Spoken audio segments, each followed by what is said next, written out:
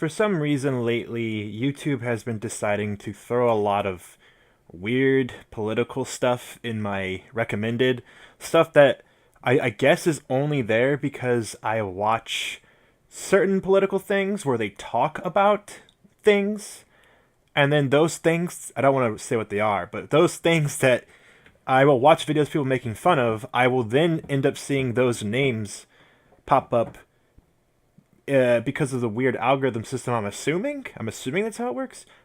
I'm gonna restart what I'm saying here, but basically, I see videos about subjects that I don't like because I watch videos where people discuss those subjects, and then I see the actual subjects pop up in my feed, and I'll usually watch them out of curiosity. Usually be like, oh yeah, I don't like this guy, I don't like these opinions, I don't like this political view, and I'll give it a thumbs down, hoping that YouTube will then, I don't really care about sticking it to the guy who made the video, but I'm just like, YouTube, what do I got to do to get you to not show me this stuff? I don't want to see it. And it's like, I guess because I watch stuff like Cosmonaut Variety Hour. I'm probably going to link Cosmonaut Variety Hour and I Hate Everything. You guys should already be a part of this. Quentin Reviews. I'm going to definitely link 3 of their videos here. Mostly about The Last Jedi, because they offer so much perspective on The Last Jedi that I think is very, very important. And I mean, yes, I'm a guy who watches Red Letter Media and everyone else, Angry Joe. And so I've heard lots of different opinions on Episode 8, but I'm my own man. I come to my own conclusions, okay? And the thing is that when I watch Episode 7, I have seen that movie about 5 times now. The first time was literally not what I thought it was going to be at all. The trailers were so misleading for that movie, and I came out of it being like, oh, that was way different from what I thought it was going to be. That was way better than expected. And then, of course, everyone started complaining that it was just Episode 4 all over again. And I'm like, yeah, it's like Episode 4 if everything was different. But, I mean, if you want to call it Episode 4, but I have to make a video. I want to make a video defending 7 and 8. This video is basically going to be my video defending 8. Because 8 is more important to me. I will have to defend 7 later. Now, when my Han Solo video, I put a list on screen of my top Star Wars movies, like basically the order I rank them in. And I think every Star Wars fan does this. I think every Star Wars fan ranks their top 9. And because it tells people they're so different. These movies are so different, and the fans of these movies, these orders come this way because of what they come to see in Star Wars. Like for me, for example, Rogue One was pretty low on my list, and that's because what I come to see in Star Wars isn't really what Rogue One has to offer. I would argue that a lot of people say finally a movie like Rogue One came out, but I would say there already are gritty movies like that in the Star Wars universe. In fact, I'd say Episode 7 is one of them. Episode 7 has some really grittier scenes. There's grittier scenes in Episode 7 that were even in Rogue One. And I know Rogue One was gritty 24/7 the whole time, but to me, I'm like, yeah, I get it. I get it. So what YouTube did was it decided to throw a video in of someone hating on Episode 8. And I don't know. I have not seen a single, besides Red Letter Media. Red Letter Media and Angry Joe kind of dissed on Episode 8, and they did it in a way that didn't involve the term SJW. Now, I watched my H3H3. I remember when Gamergate happened. I remember all these things, okay? I watched my shoe on head. I don't like SJW stuff, okay? But I also... I also like my Anthony Fantanos. You know what I'm saying? Okay? You don't have to be extreme on both sides, okay? You don't have to be either full-on SJW or full-on alt-right. You can find something in the middle. Because in that middle is literally the entire spectrum, okay? The entire spectrum of different ideas is in that middle. And so for me, I don't like SJW stuff, but that doesn't mean I'm also a sexist pig, you know? And for some reason, it's like for some people, it's like they have to hate women in general and hate lots of things about society that glamorizes women and puts women in the spotlight over men. And they say, well, this is SJW propaganda. I'm like, not really. I wouldn't even. I can see why people could see like a movie like Ghostbusters 3 as SJW propaganda, because the lead characters are all women, and all the villain's a man, and all the male characters are very, very dumb. But to be fair, almost every character in Ghostbusters 3, which that's the girl one, okay, so just so we're clear, that's the one that came out in 2016. It's one of my first videos, just me complaining about that. In Ghostbusters 2016, Ghostbusters 3, whatever you can call it, most of the characters were pretty stupid. Almost all the characters were pretty idiotic, and as a moviegoer, I didn't know who to root for because I didn't like anyone. I liked Chris Hemsworth, Thor. I liked Thor. I didn't really like anyone else. I just liked him, and he's the biggest buffoon of the movie. But I was like, yeah, at least he's entertaining though. Everyone else just sucks. I don't like it. Oh, Leslie Jones's character, I forget her name. That was probably the second best character. Oh man, but so many characters. Even she especially has cringy lines. So many people have cringy lines in that movie. But when it comes to The Last Jedi and how that is SJW propaganda, or even people were calling it SJW propaganda before they even fucking watched it. But even though that's bad, they were calling Episode 7 SJW propaganda, which has even smaller of a case. Because there's like only one fucking girl in the entire goddamn movie. And it's like, she happens to be the main character. And people are like, this is fucking SJW propaganda. How? Because there's a girl? Do you want another guy? Like, we already had Luke and Anakin. And then you could argue that the prequels also had the Obi-Wan was like the actual main character, and Anakin was the antagonist. You could make that argument. You could make the argument that the prequels are just as much about Anakin as they are about Obi-Wan, because Obi-Wan has more screen time if you combine all three movies. I don't even know if that's true. I think they actually have equal screen time because of kid Anakin. But either way, I always really liked Obi-Wan in the prequels. Obi-Wan's the reason why I could tolerate those movies as a kid, and it's the reason why when I watch them now, I don't mind so much, because I like Obi-Wan's character in those movies a lot. It makes me love seeing Obi-Wan in Episode 4. And, like, Obi-Wan's one of my favorite Star Wars characters, period. It's mostly because of the prequels. That's one, as much as I want to trash on the prequels, that is something that I really respect about them. And, it's like, how many more male characters do we need in the Star Wars universe? Like, we can't have one female. And I'm not saying to do it because females need representation. I'm not saying to do it because we want to make women happy and this is what's hot right now. This is a great thing to check off the list. I'm not saying to do it because the only reason I'm saying to do it is because it's more interesting to have a female character, because we've already had, like, so many male characters. And here's another thing. Star Wars was never sexist. Star Wars was never not SJW, or whatever. Star Wars was never sexist or racist or anything. Star Wars was never that stuff. And I think some people who are upset are trying to say that Star Wars used to be, like, people are saying that Star Wars used to be racist or sexist or something, and I feel like they're just having a conversation with themselves at that point, because I don't think anyone's saying Star Wars was ever sexist. I mean, if you look back at old interviews with Carrie Fisher, people are commending her on being such a badass female character, and that's because, yes, while she's a princess, she's by far not the princess stereotype. She can defend herself. She can use a blaster. She can, get kills. She can command armies. She can get down in the nitty gritty on speeder bikes on Endor. They never made the Star Wars movies were never racist or sexist.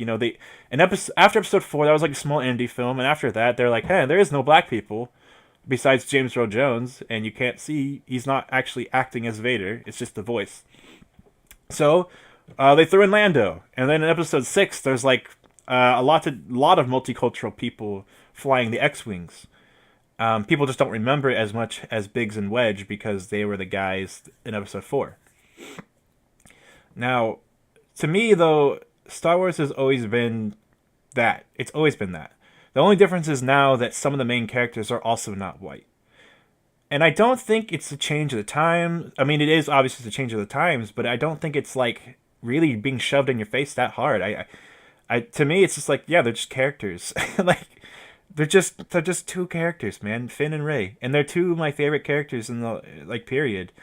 And it has nothing to do. Finn, the fact that Finn is black means nothing because he doesn't do anything that is like derived from black culture. He doesn't do anything where he's like overly black or whatever, you know. He's just a guy. He acts like every other character in the Star Wars universe, which isn't really that racially inspired from Earth. It's just kind of like this, you know, Space Federation type character arc, you know. The only fun thing about Finn is that he doesn't really like fighting, and you know, which is something I don't even know if like black kids can relate to.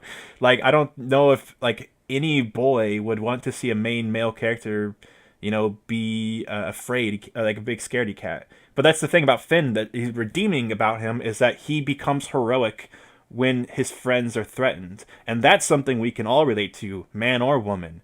And that's what makes Finn a cool, compelling character. But, you know, when it comes to Rey, why I like Rey's someone I can deeply relate to.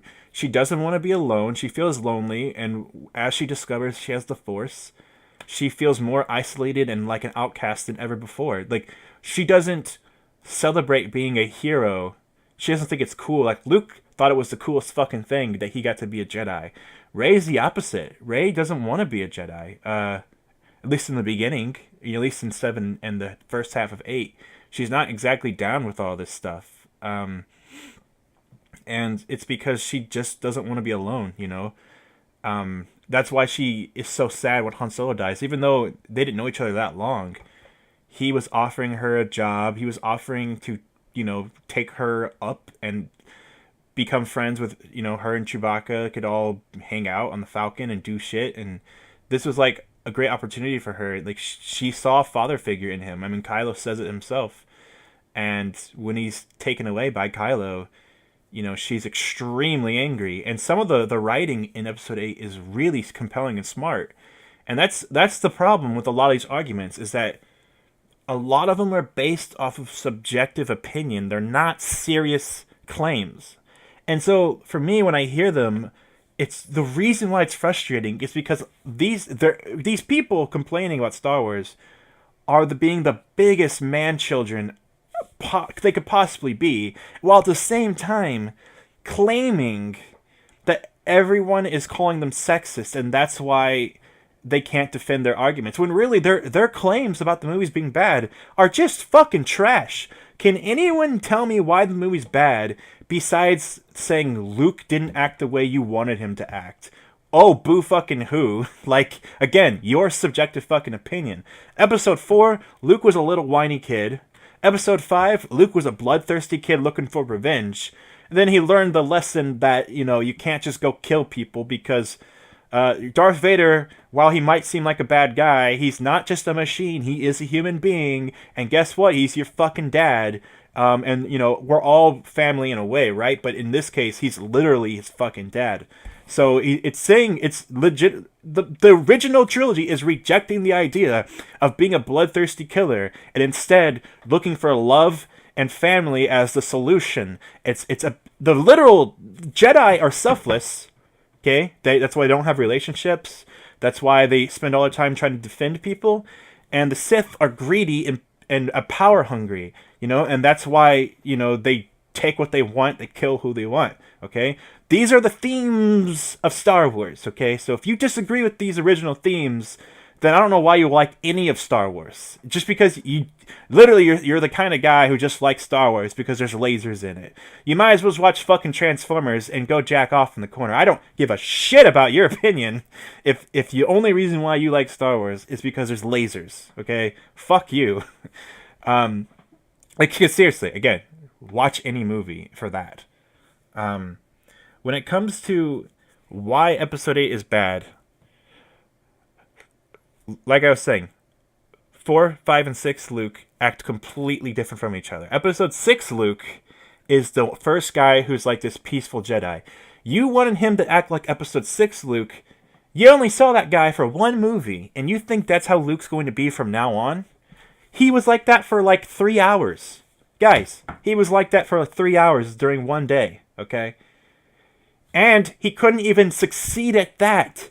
He struck down Darth Vader out of anger, just like the Emperor wanted him to. Then he realized his mistake after he did it, realizing how easy it is to succumb to the dark side. If you can't look at that, and then look at Episode 8 and say these are the same guy, you are just monumentally fucking stupid. I'm sorry, but it is such a weak fucking argument to say Luke doesn't act the way you want him to. Now, you could say you would write it differently. You could say, you could say whatever you want, okay? And you might be able to make a better movie. Episode 8 is not a perfect movie. I'm not defending it on, I think in my ranking, I put it under Episode 3. No, I don't remember if I put it under Revenge of the Sith or not. I like Revenge of the Sith. I put it above Rogue One, though. Either way, no, I don't think I put it. I mean, I don't remember. I like that movie though. I like Episode 8, and part of the thing is, it's in the Quentin Reviews video. He said it best. Hating Episode 8 is a meme. It is a meme to hate Episode 8, and it's so fucking true. People are hating it because their friends are hating it. People are hating it because they see people hating it. If it's not the bullshit SJW propaganda, which why? I get it. You guys like the movies because there's lasers in it, so when you see a girl, you're like, this must be SJW propaganda. There's girls in it. It's like, no, that's not how that works. I can say, however, if you were offended by how much of a waste of time the character Rose was, yeah, that's a huge major flaw with that movie. That part sucks. And it's the beginning of the movie. It fucking sucks. It blows dicks. And you just have to sit through it. You gotta sit through this boring ass shit with Rose and Finn. Finn being one of my favorite characters from Episode 7. A character I really wanted to see get explored upon. And he was mostly wasted in this movie. And I'm really hoping to see a much better use of him in Episode 9. But basically, Finn and Rose was mostly a waste of time. The only good thing about Finn and Rose was that we got to see Finn beat up Phasma, and that was really cool. That was really great. And I'm in the camp that Phasma's not actually dead, and she's going to come back because she died in kind of too much of a pathetic way. And some people might be really angry that Phasma died and was basically killed off without using any of her potential, and that she was just a total waste of time since the beginning of Episode 7. I don't think so, guys. This is fucking Star Wars, okay? This is fucking Star Wars. I don't believe that she died just because she fell down in fire, especially when her fucking suit can reflect bullets, She got shot with a laser and it did nothing. So, what I'm thinking is that they showed her face, and I think that's going to come up in Episode 9. Because seeing her face has no fucking relevance. And if you've only seen Episode 7 and 8, there's no fucking relevance to seeing her face. Because you never see her without her mask on before that. So I'm thinking we're actually going to see Finn fight an unarmored Phasma in Episode 9. That's my prediction. And don't you guys think that'll be cool? Or am I the only one here? I think that's a great idea, and I really fucking hope JJ goes with it. So, I don't know how else to spell it out. I guess we could. In my Han Solo movie, I talked a little bit about these SJW stuff. Actually, I talked a little bit longer than I wanted to, but I'm gonna spell out what I think of all three characters, the girl characters. Obviously, I'm not counting Princess Leia. The problem is that Holdo, the girl from Jurassic Park, purple hair, she was not a very well executed character. She comes off like a dick to Poe for seemingly no reason, but you do have to keep in mind that even though we like Poe, he did just get a bunch of rebels killed, or I should say resistance pilots killed in the beginning of the movie. And while it was really badass, a lot of people died, and it could have been avoided, and that was a point they were trying to spell out. Now you might say, what is this, fucking a kids movie? And I would say, well, it's Star Wars, and it's not supposed to be the most complex sci-fi movie out there. Like, You shouldn't walk into Star Wars expecting to see Blade Runner. Um, my only thing, and also I appreciated well, I didn't like the casino scene at all. I did appreciate them talking about how war creates profits. Um, some people, I think that was another part, was that people were mad at the forced politics about uh, I don't know, like the rich being too greedy and being evil. I guess the rich being evil. The rich had like they enslaved children and tortured animals. And then those same people profited off of war and were aiding the empire. Um, well, to me, I just thought that was confusing. I don't know what that had to do with Star Wars. Like, yes, Star Wars is supposed to reflect real life. It is supposed to bring. It is supposed to reflect real life and real life politics. But the thing is that all six movies before Disney managed to do that without being too in your face about it. They're mostly pretty vague. Like I said, the good guys are selfless. They believe in love. And then the bad guys are greedy. They believe in power for themselves. So I'm not sure what these real world politics were doing in Episode 8, and but at the end of the day, are they bad? No, they're interesting developments. They are cool to see how things in the Star Wars world works. It was cool to see more things that built upon the lore. I know a lot of people say like they didn't actually build on the universe, and I disagree a little bit there. Like I think it did. The only problem is it didn't do it in a big way, like how Episode 7 really did. But also, we are kind of lost right now in the conflict. If we want to talk about politics in Star Wars, I would really like to know what the fuck is going on and how the fuck did the First Order acquire all all the power it did, and how the Resistance isn't able to fight it off. And I can kind of figure it out, kind of piece it together.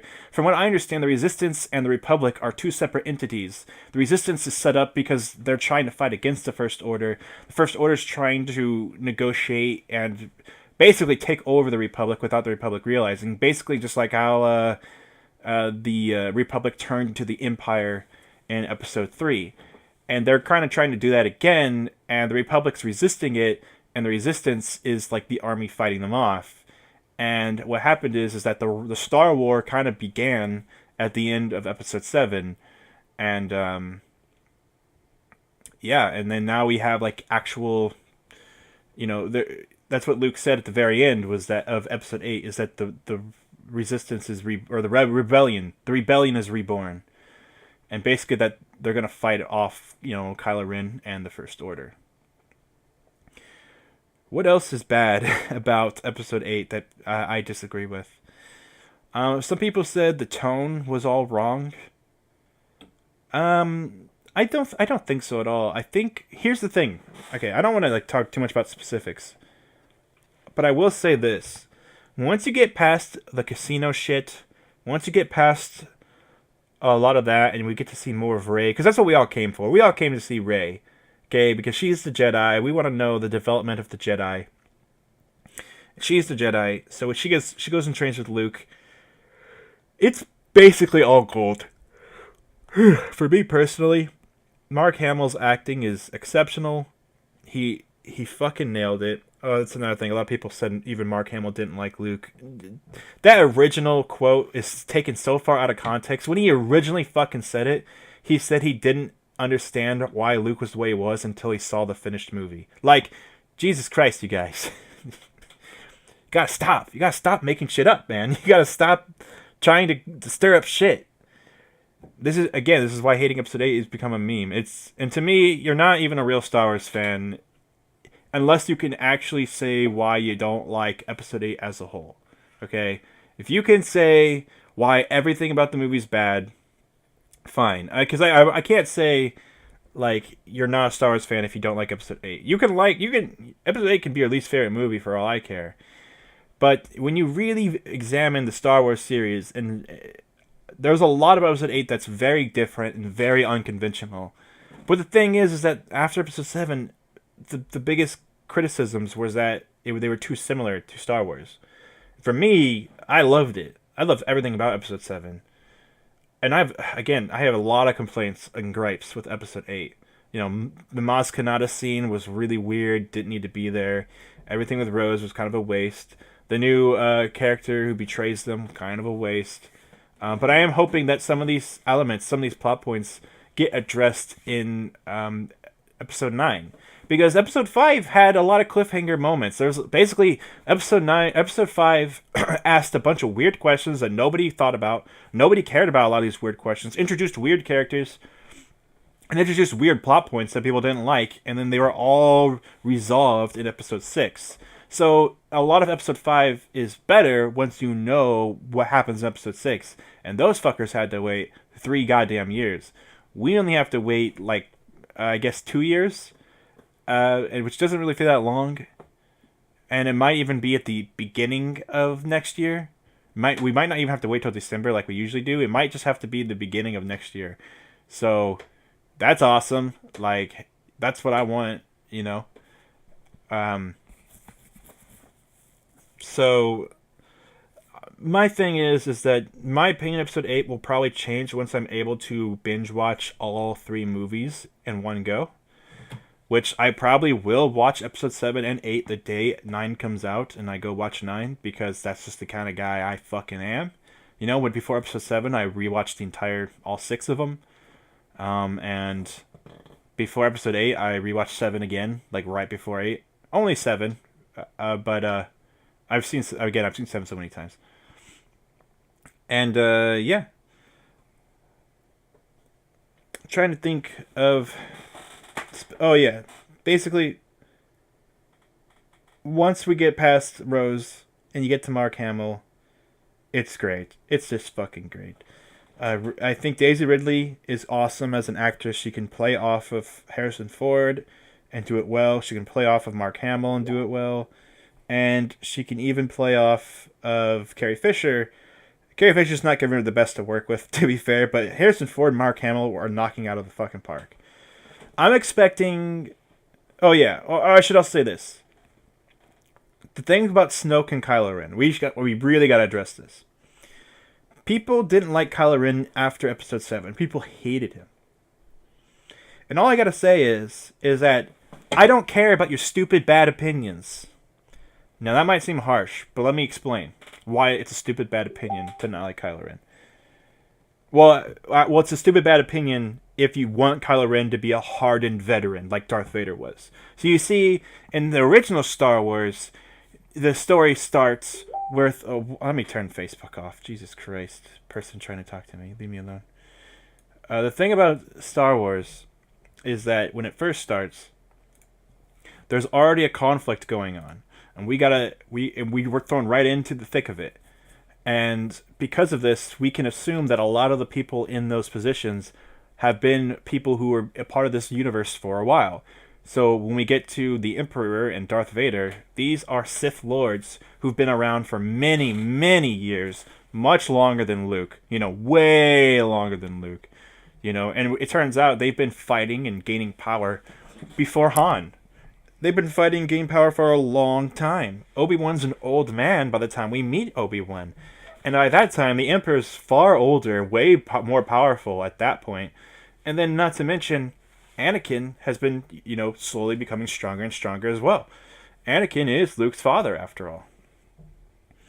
So, what did we want with Kylo Ren? Did you want him to be someone who just happened to exist in the universe?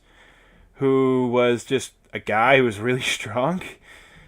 And you wanted him to be like a full-on adult who, you know... Like, what did you want from him? To me, the idea of the good guys having to start fresh with new recruits, that's going to require the enemies to do it as well. And Kylo Ren is interesting because he was younger. He wasn't a full-on master of the Sith. He was still learning.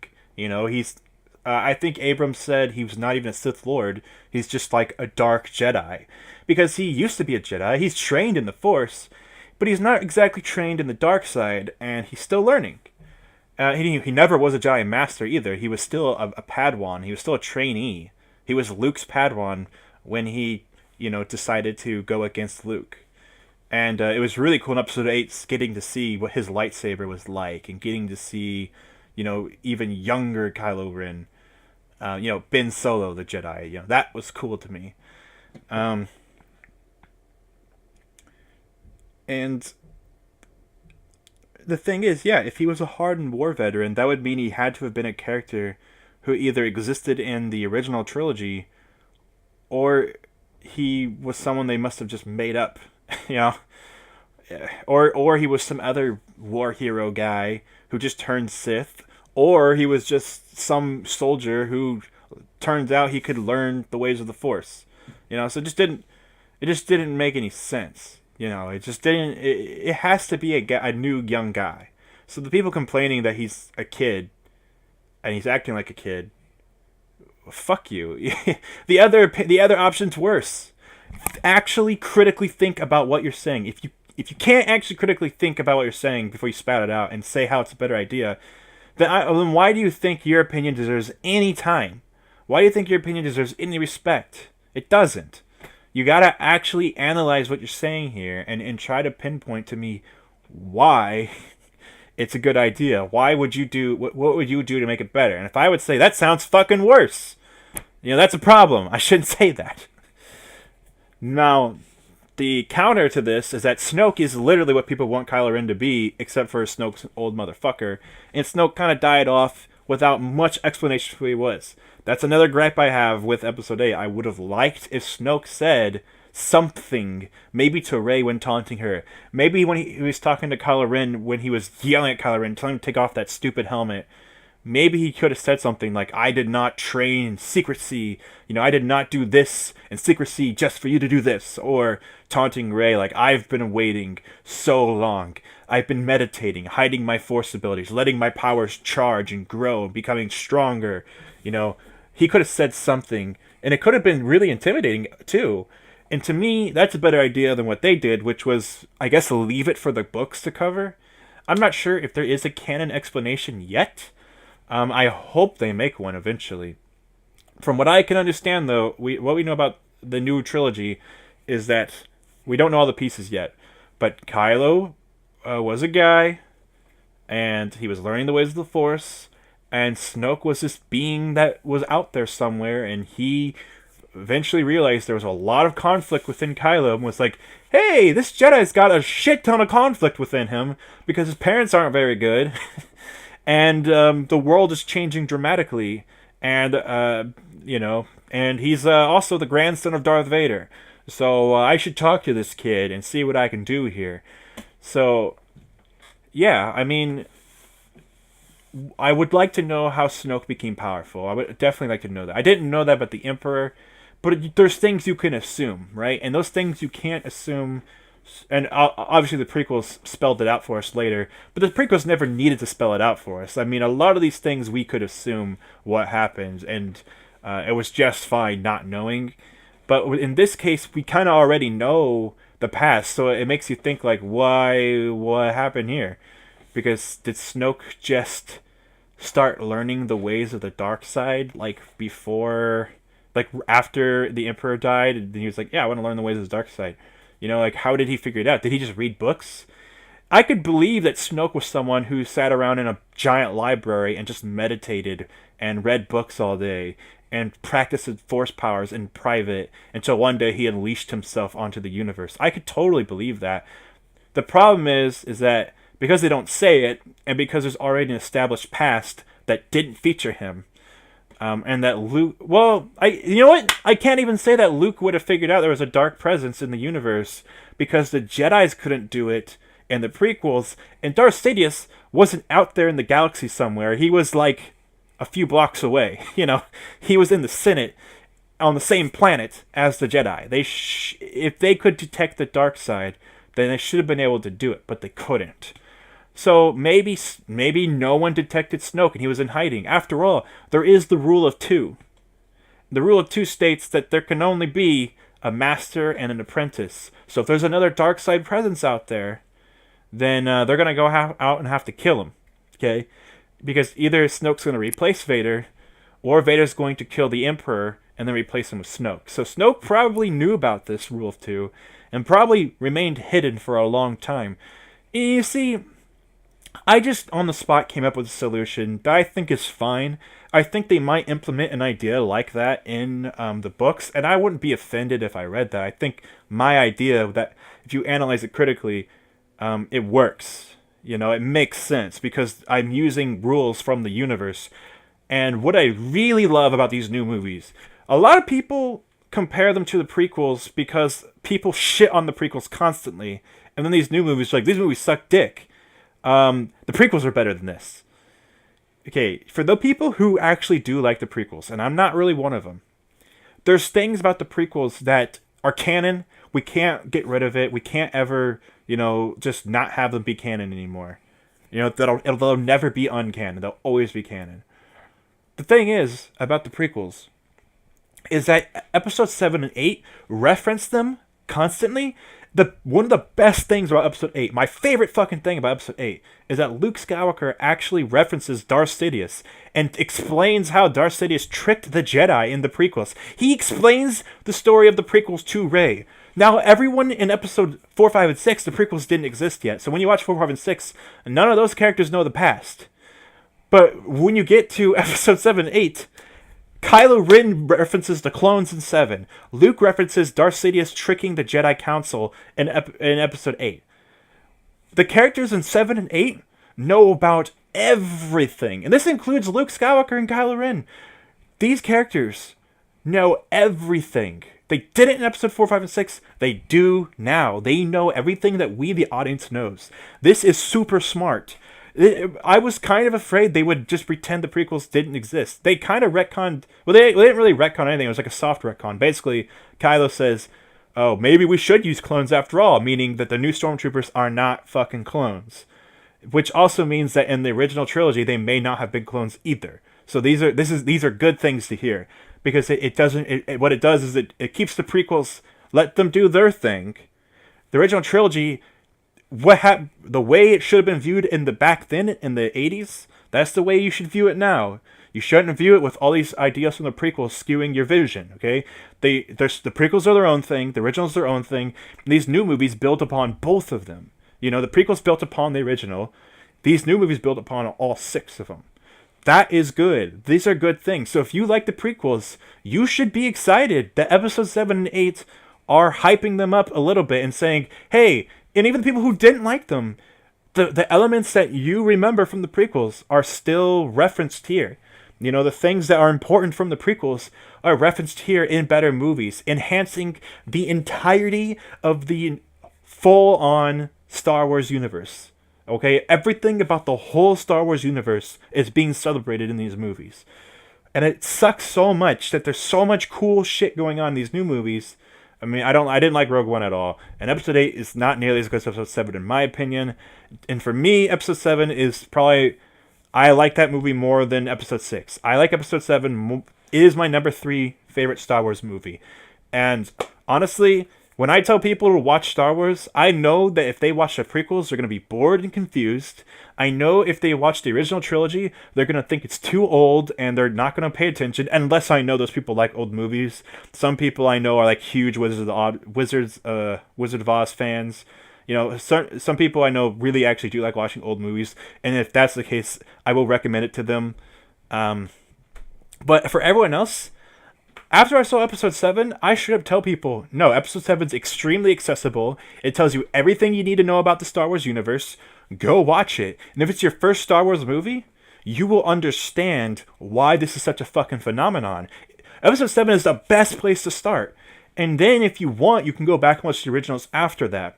And I would say you should watch the originals after episode 7 before watching episode 8. But, You can watch episode 7 without knowing anything but the Star Wars canon, and you'll be fucking fine. You will love it. But I will say, if you do go back and watch the originals, if you watch, I don't care if you watch the original three. I don't care if you watched all six of them.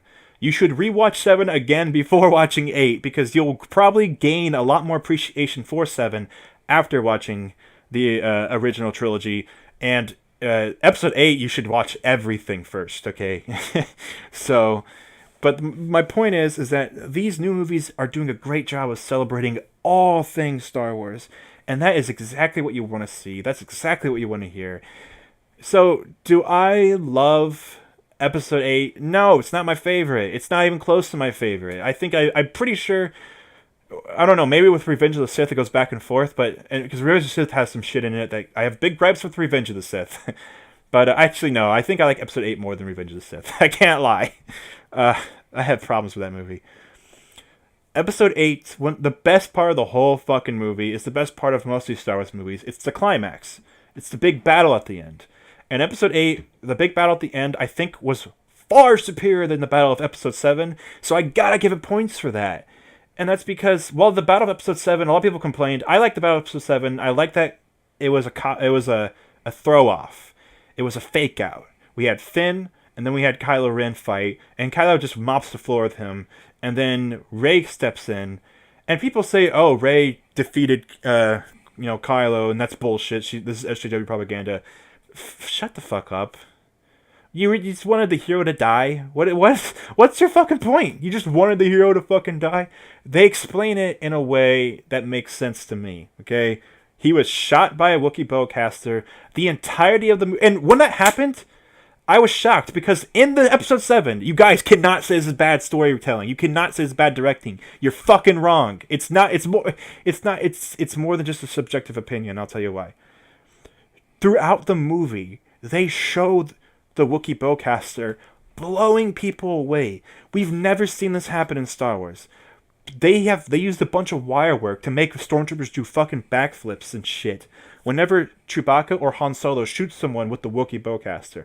That thing is strong as fuck, okay? It blows people the fuck away. So when Kylo Ren gets shot in the stomach, where all your fucking vital organs are, he gets shot in the goddamn stomach by a Wookiee bowcaster bolt. And all he does is go, ah, shit, I got shot. That Wookiee bowcaster is not a pistol, boy. Okay? You're supposed to die when you get shot with it. You do fucking flips. Play Battlefront 2, for example. You go flying when you get shot with that fucking thing. It's nothing to fuck with. That's a strong-ass gun. So, when he got shot with that, I was like, yeah, he's not finding his full potential. If Rey did something, she could probably overpower him because he's not trying his hardest. What Kylo wasn't doing was trying to kill her. He literally said, I can teach you. You need a teacher. I can teach you. He said that to Rey, meaning for me, and even before that, you could tell he was clearly toying with her. He was taunting her. But when he was saying, I can teach you, it's not that Rey is a better fighter than Kylo Ren. Hell no. It's not even that Rey is stronger in the Force than Kylo Ren. That's none of that. If you got that for Episode 7, then you're just fucking stupid. You're not paying fucking attention, okay? You can tell. If you just pay attention, the thing is, a lot of people have such a strong bias against it because they're so turned off from the SJW stuff that when they see something that's remotely SJW, they freak the fuck out. But in reality, it makes goddamn perfect sense. He was toying with her, plus injured, meaning that if he was full power, if she turned that toying around and got the advantage, then he could probably fix it and say, no, you think you're clever, but you're wrong. The problem was, because he was shot and he was toying with her, he got overconfident because he knew she wasn't very well trained, and she beat him because he lost his footing. He wasn't really able to fight back. The second she was able to do one smart thing to get the upper hand was the second she was actually able to kill him if she so pleased. If she wanted to kill him, she could have. Now, of course, the worst part of the entirety of Episode 7 is that when Kylo and Rey are fighting, the Earth splits apart. I shouldn't say the Earth. The planet splits apart. Really, if it's even a planet is debatable. Starkiller Base splits apart. And it felt kind of weird. It felt like, oh, okay, well, we're just gonna... We all know that these two are gonna fight in the sequel, but could you at least try a little bit harder? Like, could you at least have Hux shoot at her in a ship or something, and she has to run away? But instead, or I don't know, anything. But either way, so she leaves Kylo Ren, takes Finn, her, Chewbacca, and Finn get on the Falcon, barely escape.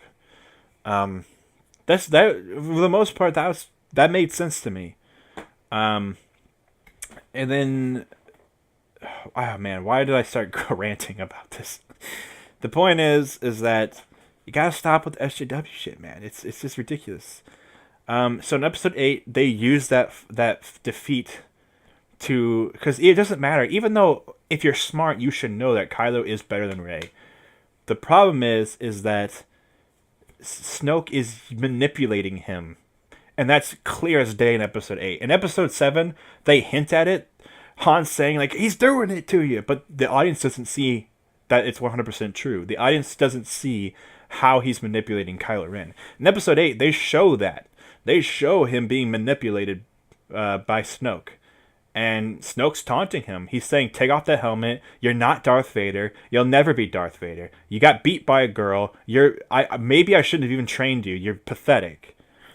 And while taunting Kylo Ren, he makes him, connected with Rey through the Force, which is an interesting new Force power, and also kind of just like how touching lightsabers gives you visions and being able to stop time, stuff like that, and read minds. We didn't have that in the original trilogy, and that's another reason why these movies are exciting. The prequels didn't show new Force abilities. Everything they showed were things we saw in the original trilogy, and I think people might get a little bit too accustomed to that. I think it was about time we got to see some new Force powers. To me, that's exciting. I want to see new Force powers. And when I would read like fan stuff, when I would read or watch like little fan movies, they would often try to invent third factions or like Grey Jedi or stuff like that, and give them new abilities and different abilities, and have them access those abilities in new ways. I want to see new abilities. I want to see mind reading and shit like that. I want to see that. That's awesome. And this is another ability that Snoke used. Same with Luke's Force projection. These are abilities that we're learning about now that may have always existed in the Star Wars canon, but we just never got to see them on screen. But the point is that this is another ability that's involving mind control that Snoke could use. And when we're talking about mind control and reading minds and Snoke being able to manipulate Kylo, these are things that are important to see. So yeah, what I really want to say is that the second best scene in the movie, in episode 8, was seeing Kylo and Rey fight together. And they just kick fucking ass. And it's this amazing fight scene. It's so much fun to watch. The camera angles are fucking brilliant. Someone told me that the tension gets cut away from because it changes scenes during part of it. But when it comes back, at first it's a very short transition. Basically, it shows them start the fight, and then when it comes back, and it's very short, it just shows Poe being devastated, watching ships being destroyed.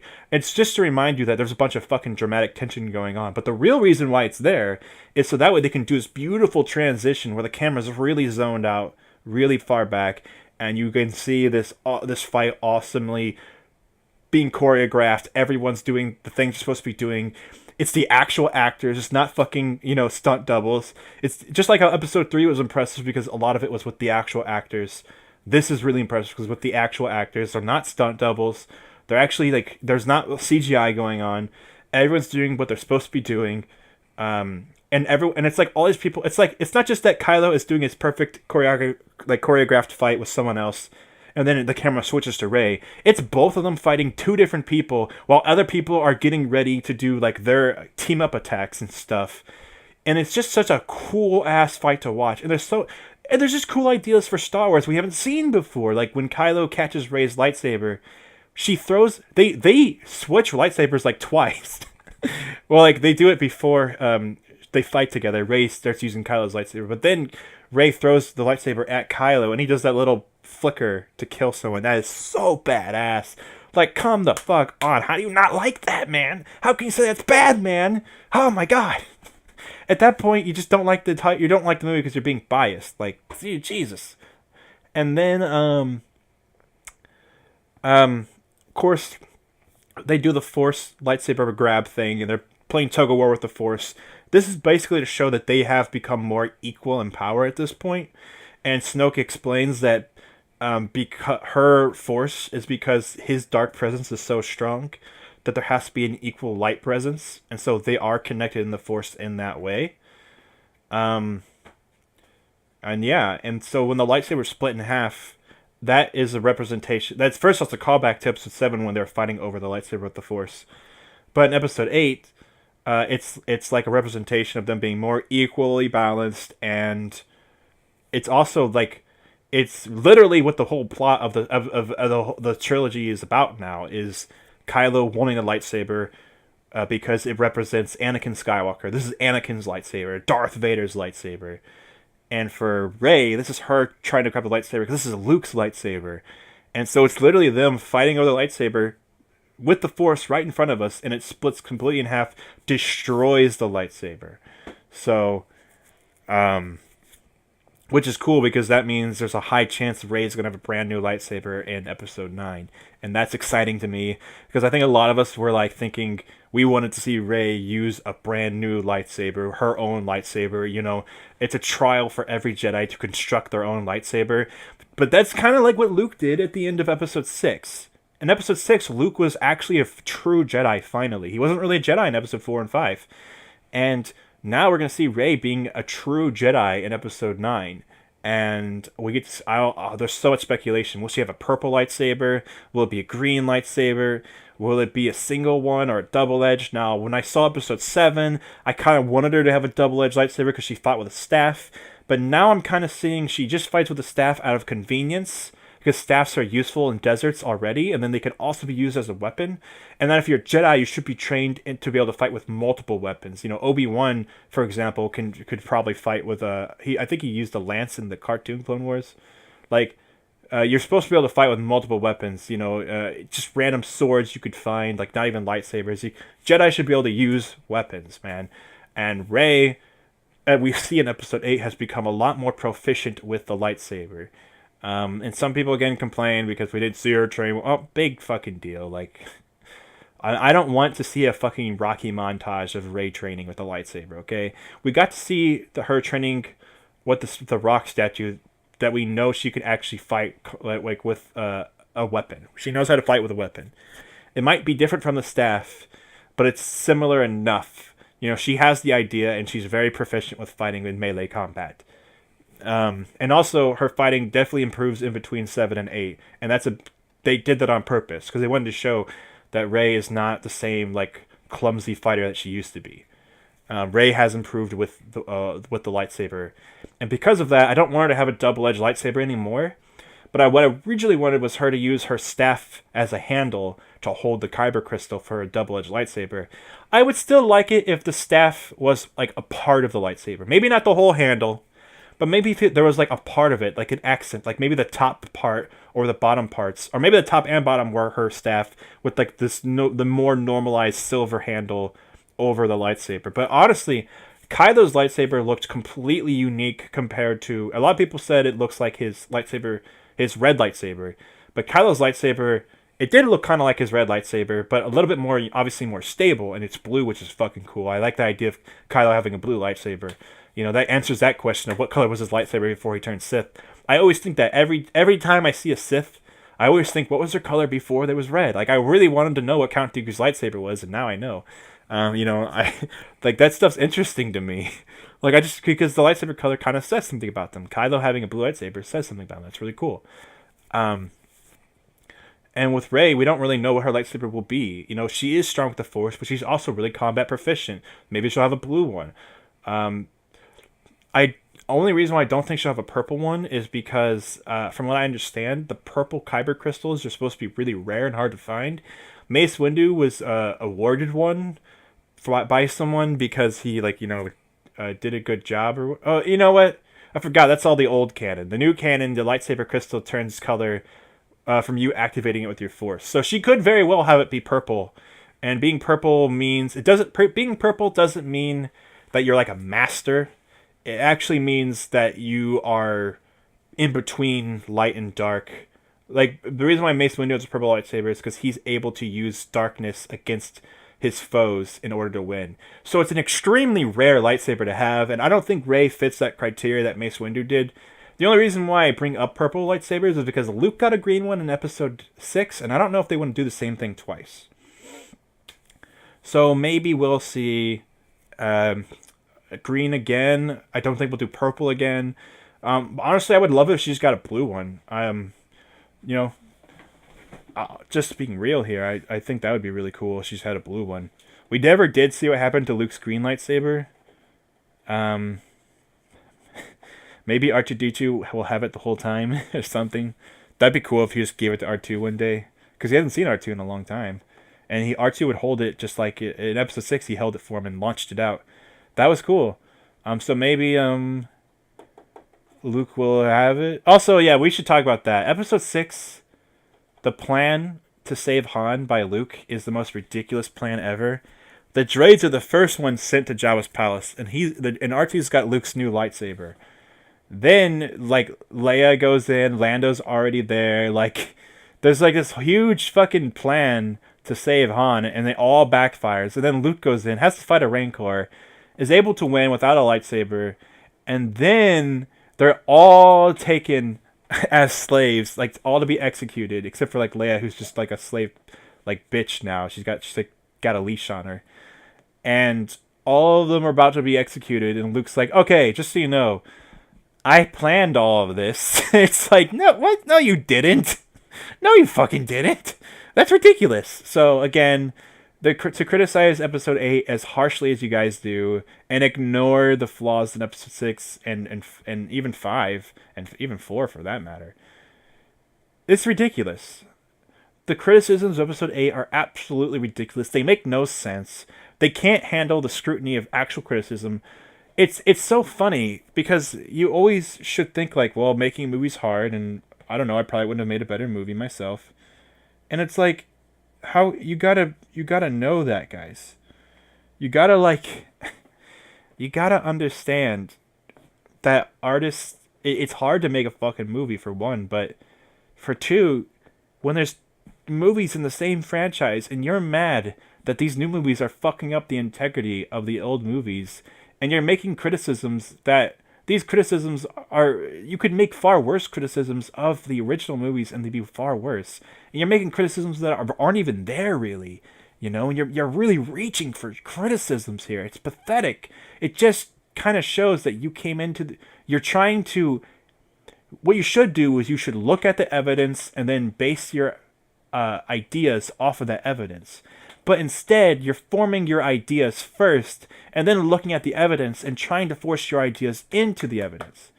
This is what, like, oh man, I mean, I don't want to be too political or rash here, but this is what a lot of bad politics are about. You need to look at the evidence and then form an opinion. You cannot come into something hating it before you even see it. And that's what's going to happen if you think it's SJW propaganda and you dislike that.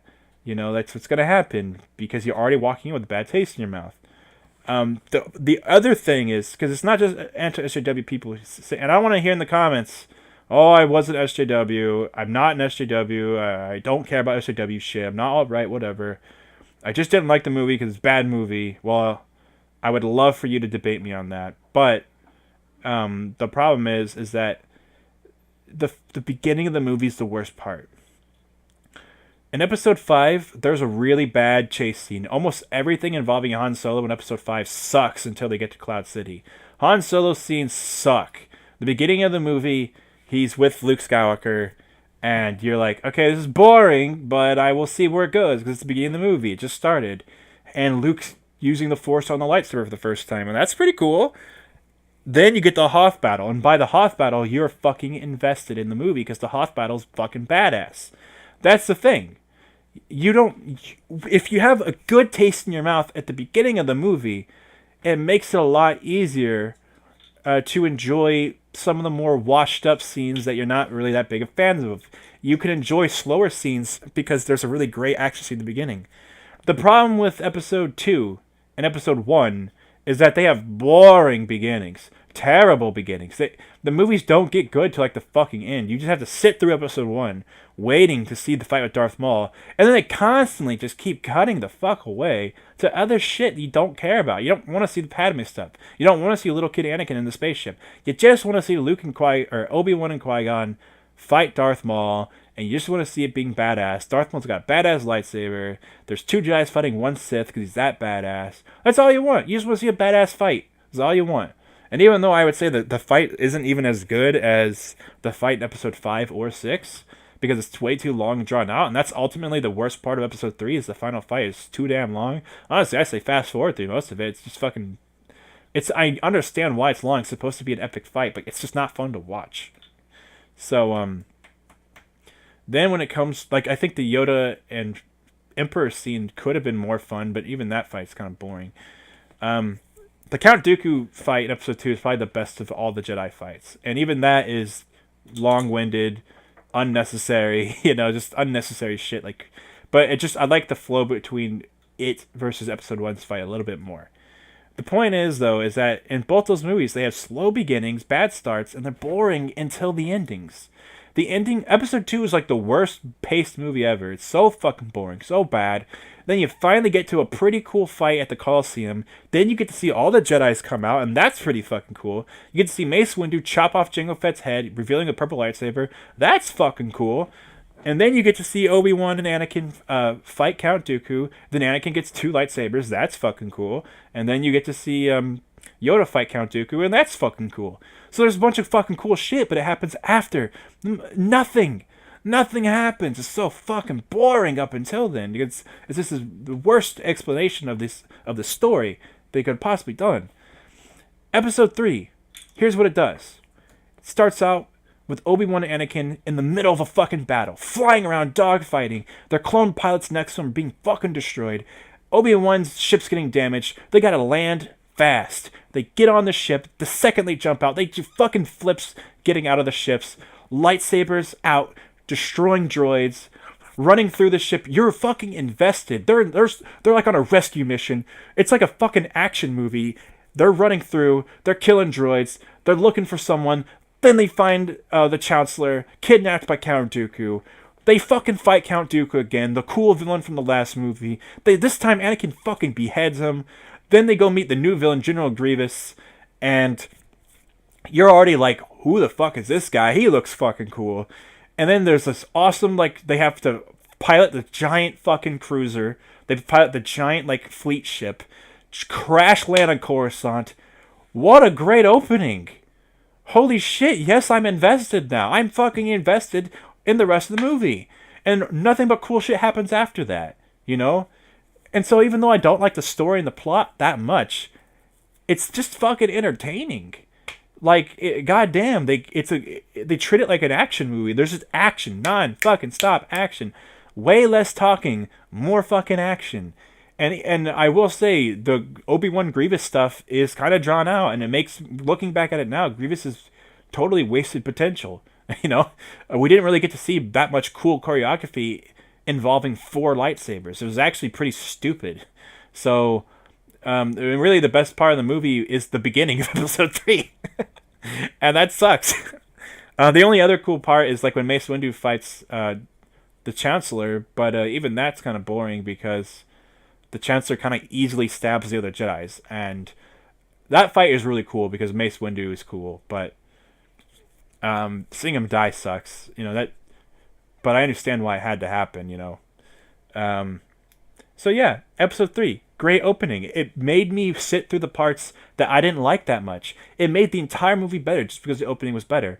So, what is wrong with episode 8? Bad opening. Slow opening, not very good. The most exciting part is when Rey's training with Luke, and it's not even that exciting. You're invested because you like Luke and you like Rey, and you want these two to be friends. They're not being friends, so you got to see why. And it takes a while. It's a slow burn, and when the movie starts getting good, my God, once it finally gets good, it's fucking good. Once it starts, you have to wait through the slow build-up for it to get good. And that's the problem, is that a lot of people are getting a bad taste in their mouth. They're seeing these weird interactions between Kylo and Rey they don't care about. And when a lot of people complain about the movie, I hear so many complaints about the first half. It's people nonstop, and it's like, did they not watch the second half? Did they walk out of the theater? Some people just straight up complaining about nothing but the first half of the movie. Almost all the complaints come from the first half. Like, people hate Holdo so much, and I didn't like her that much either. She's kind of a dick for no reason. But when she sacrifices herself and flies the fleet ship into the enemy fleet ship, oh my God, it's so cool. It's so fucking cool. You guys, was the coolness factor taken away because you don't like the character? Because it redeemed her in two ways. Because one, I never have to see her again. But two, like, wouldn't it be nice if Jar Jar just, like, killed himself in episode 1? Wouldn't that have been great? But anyway, in episode, what was I saying? It redeems herself because we don't have to see her anymore, but it also redeems herself because it shows what a leader needs to do, which is save. It's the opposite of what Poe did. Poe put everyone's lives in danger. And what she did was she saved as many lives as she possibly could, and even sacrificed herself in order to do it, okay? Now, this is weird because right after this, Rose saves Poe from destroying himself. Not Poe. Rose saves Finn from destroying himself. But he wanted to do a big sacrifice just like Holdo did. And Rose says, don't, no. And basically her plan was to just let everyone die. Luckily, Luke showed up right then and there. And of course, that scene with Luke and Kylo's losing his mind. He's so mad that Luke showed up. He wants to kill Luke. He makes all of his fleet attack Luke, and it just does nothing. And it's a callback to when he said, like, he's like making fun of the Jedi. He doesn't call it a lightsaber. He's like, well, you want one guy to come out with a laser sword and defeat the First Order? Like, he's just mocking the Jedi, mocking the lightsaber. It's so fucking cool to see that. And then when he does that. He literally walks out with nothing but a fucking laser sword. and he like gets all the attention on him. And then everyone's like, but he did it in a smart way. He made them think that's what they were doing. Because that's what the First Order actually thought he would do, is just come out there with a lightsaber and be like, I'm Luke Skywalker, motherfucker! And, he tricks everyone. Now, if you're an audience member and you're paying attention, you don't have a bad taste in your mouth by this point, then you realize that something's off here. Not only does he look way younger, I thought maybe he trimmed his beard and mustache up. Maybe he trimmed his hair up too and put on younger looking clothes, and maybe that's why he looks younger? Maybe that's why? And then he pulled out his blue lightsaber, and you're like, okay, that's weird. Because we already saw that got destroyed. So there should be interest peeking up in your brain. You should be caring about this. And then you say, what is going on? Like, something's wrong here. But again, we haven't seen the Jedi could do this yet. And then, of course, the lasers all hit him and nothing happens. And you're just like, how the fuck is he this strong? He's so fucking overpowered. Holy shit, Luke. Which is something I wanted to see before Episode 7 came out. I really wanted to see Luke do something amazing. I want to see Luke do something with the Force that just blew everyone the fuck away. Because I wanted Luke to seem like one of the strongest Jedis ever. To me, it just sounds cool because he's the hero of the original trilogy. And now he's a trained Jedi. He's been training for all these years. I want to see him kick ass. And I didn't see that in 7, but I knew that Luke would be in 8 because 7 ends with Luke at the very end. I knew they couldn't go the whole movie without having Luke Skywalker in it.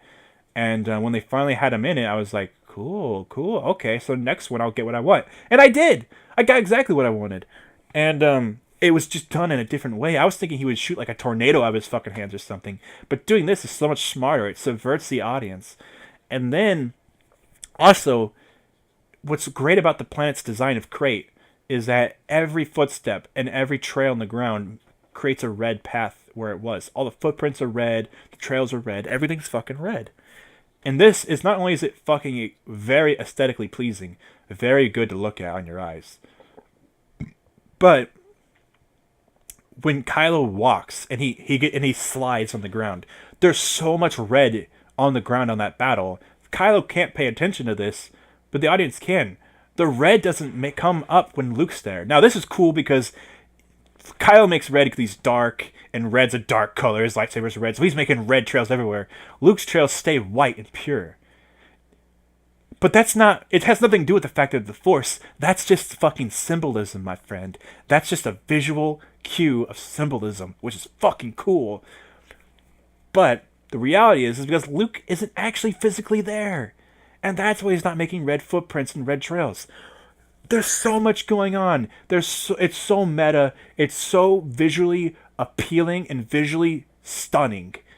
And for people to say this movie's bad, when it executes great things like that, to me, it makes up for the bad parts. Because every movie has good and bad, especially in Star Wars. There's always bad parts in every fucking movie, man. But none of them are bad. They're all good movies. Except for episode 1 and 2. But they're all good movies. They all have good parts. The problem is that, and this might be the problem with Rogue One as well, they start off slow and end fabulously. The ending of episode 8 is much better than the ending of episode 7. It's also a lot better than a lot of the endings from the original trilogy and the and the prequel trilogy. It's probably one of the best endings in Star Wars when it comes to visuals. And for me, that's really important because Star Wars is a very visually impressive franchise. And it's such a cool plan. This is a plan that Luke executed that makes way more sense than the plan he executed at the beginning of episode 6. This is a very, very cool ending. And one of the best endings in Star Wars history. And for some people to say this, it's one of the worst Star Wars movies. Man, your opinions are so fucking wrong. Man, your opinions are so fucking stupid. The reason why I made this video is because I clicked on a video. I know I'm going on over an hour. I clicked on a video that said Star Wars is not selling like it used to, and Star Wars is tanking, Star Wars is failing. What a stupid opinion. I didn't even hear him out, and I know I should have heard him out to make an actual argument. But god damn it. Star Wars Episode 7 is like has like the best opening box office. It like literally has number 1. Star Wars Episode 7 literally has like number 1 for like best like box office sales. And when it comes to the highest grossing movie of all time, it's number 3. Okay? It's number 3. And Episode 8 is not that much further down the list. The fact that Episode 7 and 8 are doing that fucking well in sales, and they're so high on the grossing movies list, and you guys are gonna fucking come out and say to me that no one's watching it, no one's giving Disney money. Are you fucking stupid? Okay? If you want to say why Star Wars, if you want to make a point about Star Wars not selling like it used to, talk about the Battlefront games. Talk about what EA is doing with the Battlefront games. Because I know a lot of people aren't playing those games as they should. Okay, the idea of a new Battlefront, if EA never made one, the idea of a third Battlefront coming out, that game would sell so amazingly well because so many people want it so bad. And then, so when it comes to the movies, they're selling just as good as they always should be. I'm surprised actually that Star Wars is doing as well as it's doing.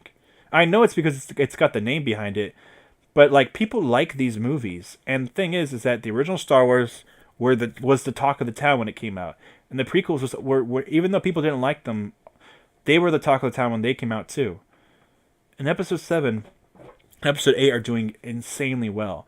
And so here's the thing. I'm a Star Wars fan. I'm a fan of all things Star Wars. I don't really like Rebels that much. I don't really like Rogue One that much. There's parts of the new Disney Star Wars that upsets me. There's part of the new Disney Star Wars I don't like. But I will not stand here for you guys to do these bullshit, unfair criticisms, being the stereotypical lame-ass nerd fanboys. My God, it's disgusting to see. It sucks so much that this is a part of the community. I fucking hate it. I seriously fucking hate it. It makes me like so weird and confrontational when I meet someone who's a Star Wars fan. And I was just straight to their face. Hey, I like Episode 8. Okay? And you know what? If you want to talk about Episode 8, you can talk to me about how bad Episode 8 is, but I want to hear a full fucking report on why the prequels suck fucking dick before you start talking about Episode 8. Because there's people who try to claim the prequels are better than the new ones, and that's fucking wrong, okay? You cannot say that. The pacing is terrible. The directing is terrible. Visually, very unpleasing. Green screen out the ass. CGI, it's fucking dated as fuck. Overuse of CGI. This is bullshit, guys. This is bull fucking shit. Okay, you can't just sit there and tell me the prequels are better. Like, at that point, you're just being a salty ass, butthurt ass fucking fanboy.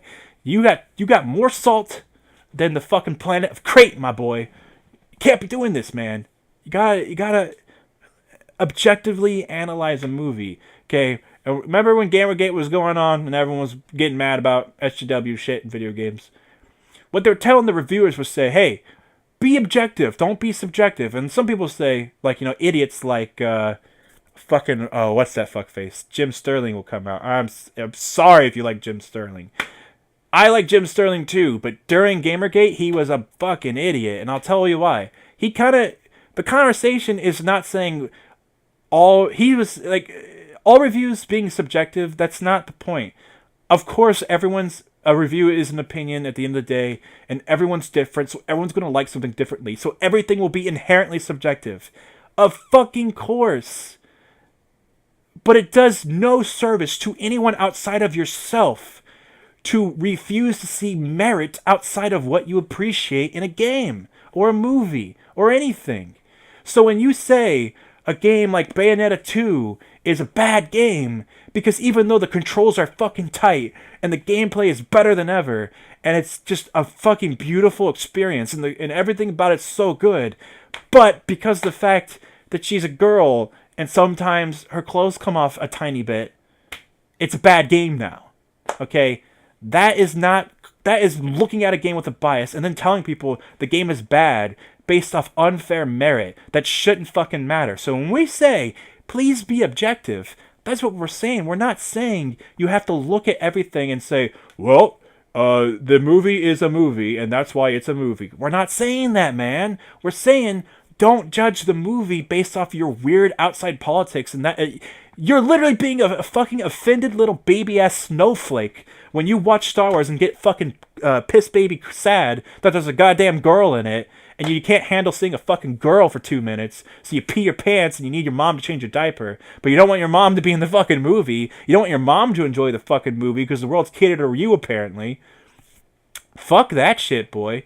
Like, I want more girls in the games, and I want sexy girls in games. Of course I do. But I think like Splatoon is a great example. I love Callie and Marie. I love those characters. I think they're fun. I think everyone can like them. I think boys like them because like these are cute girls, and I think girls like them because these are cute girls. And I want more girls to look at boy characters and say, hey, I see why boys like this guy. He's pretty fucking cool. We should be getting into that, and I want the girls to look at the guys like Kylo Ren shirtless in episode 8, and they can clap and they can go, baby, that thick boy, he's so wide. I want to squeeze his wide pecs. And then the guys can look at characters like Rey and be like, she's cute. I want to hug her. I want to hug her. And then and everyone at the same time just likes the characters, and like, maybe people don't want to be like Kylo Ren because he's the bad guy, but people could look at someone like Poe or Finn and be like, that's my guy. That's me. That's me in these movies. That's me. And like them, and then I think that's just the way it is, man. That's cool. I think one of the best parts about episode 8 is that episode 7 did the thing where I wanted to see something in episode 8, and I want to see something in episode 7, and they said, hey, you'll see it in episode 8.